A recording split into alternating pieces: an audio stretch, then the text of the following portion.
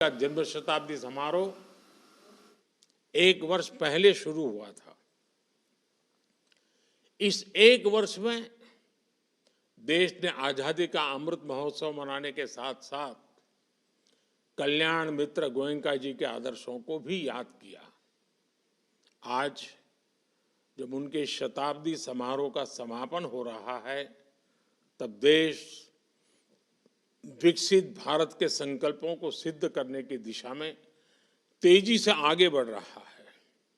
इस यात्रा में एसएन गोयनका जी के विचार और समाज के प्रति उनके समर्पण से हमें बहुत सीख मिलती है। गुरुजी भगवान बुद्ध का मंत्र दोहराया करते थे, समज्ञानम तपो सुखो, यानी जब लोग एक साथ मिलकर ध्यान लगाते हैं तो उसका बहुत ही प्रभावी परिणाम निकलता है।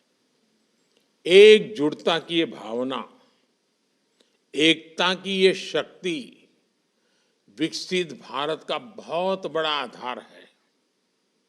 इस जन्म शताब्दी समारोह में आप सभी ने वर्ष भर इस मंत्र का ही प्रचार प्रसार किया। मैं आप सभी को अपनी हार्दिक शुभकामनाएं देता हूं। साथियों, आचार्य एसएन गोयनका जी से मेरा परिचय बहुत पुराना था। यूएन में वर्ल्ड रिलीजन कॉन्फ्रेंस में मेरी उनसे पहली मुलाकात हुई थी। उसके बाद कई बार गुजरात में भी मेरी उनसे मुलाकात होती रही थी। ये मेरा सौभाग्य है कि मुझे उनके अंतिम दर्शन करने का अवसर भी मिला था। उनके साथ मेरे संबंधों में एक अलग आत्मीयता थी, इसलिए मुझे उन्हें करीब से देखने का, जानने का सौभाग्य मिला था। मैंने देखा था कि उन्होंने विपश्यना को कितनी गहराई से आत्मसात किया था। कोई शोर शराबा नहीं, कोई व्यक्तिगत आकांक्षाएं नहीं। उनका व्यक्तित्व निर्मल जल की तरह था, शांत और गंभीर। एक मूक सेवक की तरह वो जहां भी जाते सात्विक वातावरण का संचार करते थे। वन लाइफ वन मिशन के परफेक्ट उदाहरण के रूप में उनका एक ही मिशन था, विपश्यना। उन्होंने अपने विपश्यना ज्ञान का लाभ हर किसी को दिया, इसलिए उनका योगदान पूरी मानवता के लिए था, पूरे विश्व के लिए था। साथियों, हम सभी के लिए गोयनका जी का जीवन प्रेरणा का बहुत बड़ा पुंज रहा है। विपश्यना पूरे विश्व को प्राचीन भारतीय जीवन पद्धति की अद्भुत देन है, लेकिन हमारी इस विरासत को भुला दिया गया था। भारत का एक लंबा कालखंड ऐसा रहा जिसमें विपश्यना सीखने सिखाने की कला जैसे धीरे धीरे धीरे लुप्त होती जा रही थी।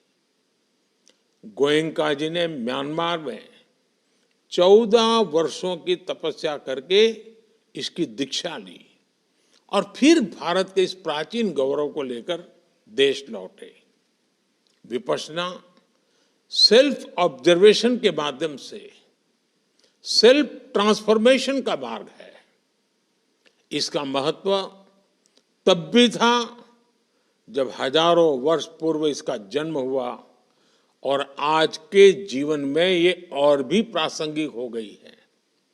आज दुनिया जिस तरह की चुनौतियों से घिरी हुई है, उसका समाधान करने की बड़ी शक्ति विपश्यना में भी समाहित है। गुरुजी के प्रयासों की वजह से दुनिया के 80 से ज्यादा देशों ने ध्यान के महत्व को समझा है और इसे अपनाया है। आचार्य श्री गोयनका जी उन महान लोगों में से हैं जिन्होंने विपश्यना को फिर से एक वैश्विक पहचान दी। भारत उस संकल्प को पूरी मजबूती से नया विस्तार दे रहा है। हमने यूनाइटेड नेशंस में अंतर्राष्ट्रीय योग दिवस का प्रस्ताव रखा था। उसे 190 से ज्यादा देशों का समर्थन मिला। योग अब वैश्विक स्तर पर जीवन का हिस्सा बन गया है।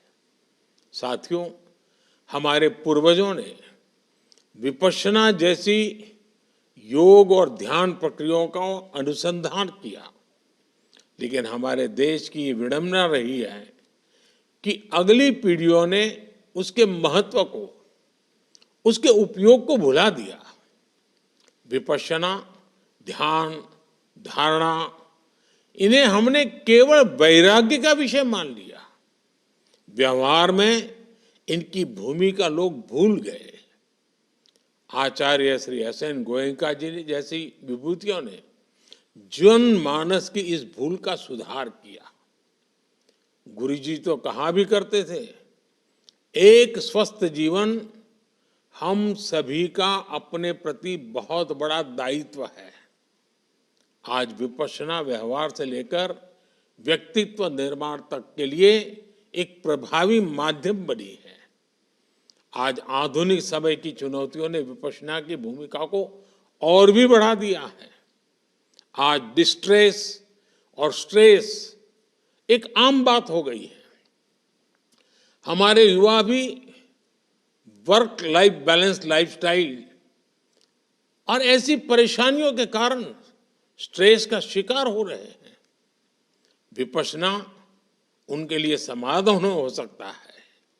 इसी तरह माइक्रो फैमिली, न्यूक्लियर फैमिली की वजह से घरों में बुजुर्ग माँ बाप के बहुत तनाव में रहते हैं। हमें रिटायरमेंट एज क्रॉस कर चुके ऐसे बुजुर्गों को भी ज्यादा से ज्यादा संख्या में इससे जोड़ने का प्रयास करना चाहिए। साथियों, श्री एस.एन. गोयनका जी के हर कार्य के पीछे यही भाव रहा कि हर व्यक्ति का जीवन सुखी हो, उसका मन शांत हो और दुनिया में सद्भाव हो। उनका प्रयास था कि उनके अभियान का लाभ आने वाली पीढ़ियों को भी मिलता रहे। इसलिए उन्हें अपने ज्ञान को विस्तार दिया। उन्होंने विपश्यना के प्रचार प्रसार के साथ साथ इसके कुशल शिक्षकों के निर्माण का भी दायित्व निभाया। आप भी जानते हैं कि विपश्यना एक अंतर्मन की यात्रा है। ये अपने भीतर गहरे गोते लगाने का रास्ता है। लेकिन ये केवल एक विद्या नहीं, ये एक विज्ञान भी है।